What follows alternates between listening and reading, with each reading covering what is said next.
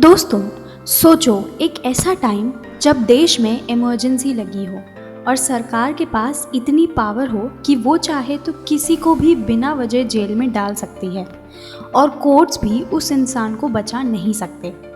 क्या आप मान सकते हो कि इंडिया की डेमोक्रेसी ने भी ऐसा वक्त देखा होगा?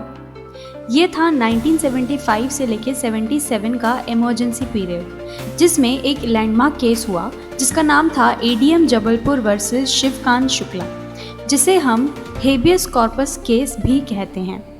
आज इस केस की कहानी समझते हैं जिसमें सुप्रीम कोर्ट ने एक ऐसा फैसला दिया जो हमेशा कंट्रोवर्शियल रहा।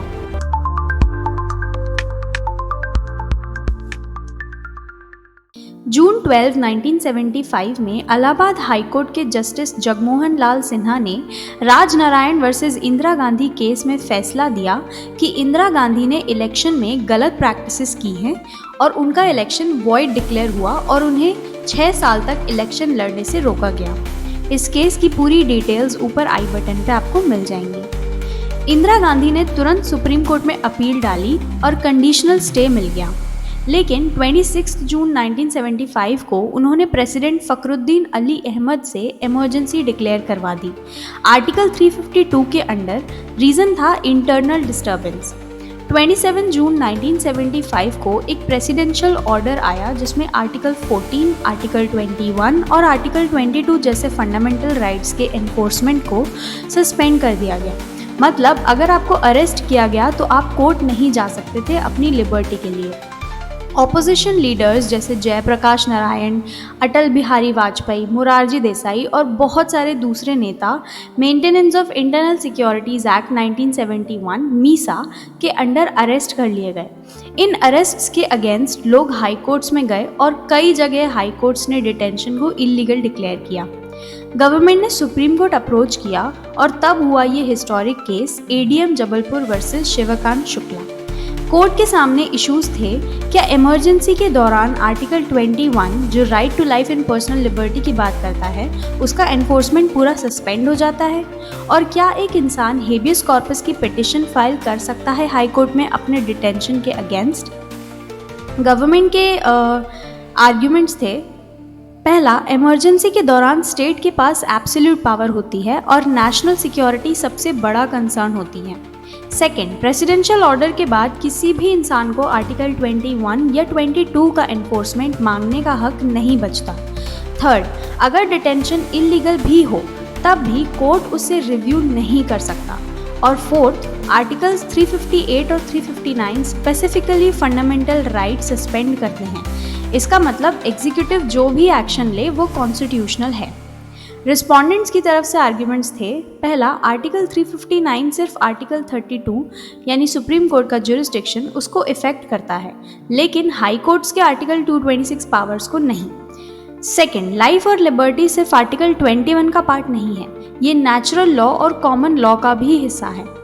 Third, presidential order fundamental rights को सस्पेंड करता है, लेकिन स्टैट्यूटरी और कॉन्स्टिट्यूशनल राइट्स जैसे natural justice, common law rights disturb नहीं होते।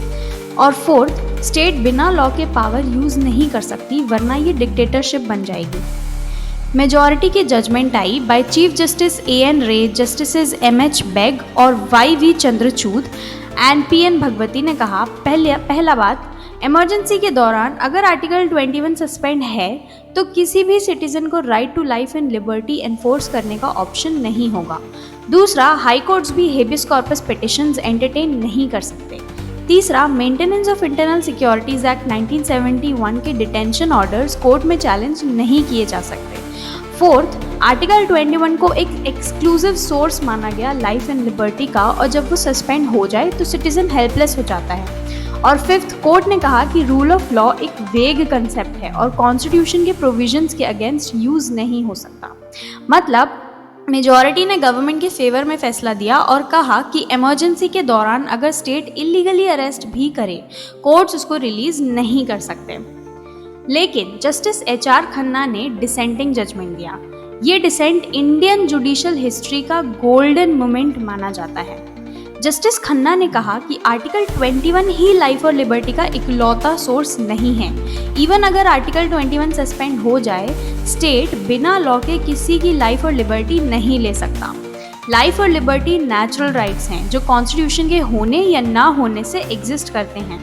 अगर इंसान का बेसिक राइट टू लाइफ ही सस्पेंड कर दिया जाए तो देश और डेमोक्रेसी का मतलब ही खत्म हो जाता है। उन्होंने फेमसली कहा, without the right to life and liberty the distinction between a lawless society and one governed by laws would cease to exist. ये एक लोन डिसेंट था, लेकिन बाद में यही व्यू करेक्ट माना गया और आर्टिकल 21 को ब्रॉड इंटरप्रिटेशन मिली in later cases like Maneka Gandhi versus Union of India 1978। उसकी भी वीडियो तुम्हें ऊपर आई बटन पर मिल जाएगी। इस केस का सिग्निफिकेंस क्या था? पहला, एडीएम जबलपुर का मेजॉरिटी जजमेंट डेमोक्रेसी के लिए एक डार्क चैप्टर माना जाता है। दूसरा, ये केस एक रिमाइंडर था कि जुडिशरी भी प्रेशर के समय गलती कर सकती है। तीसरा, जस्टिस खन्ना के डिसेंट ने लेटर जुरिस्प्रूडेंस को शेप किया और उन्हें एटर्नल रिस्पेक्ट दिया।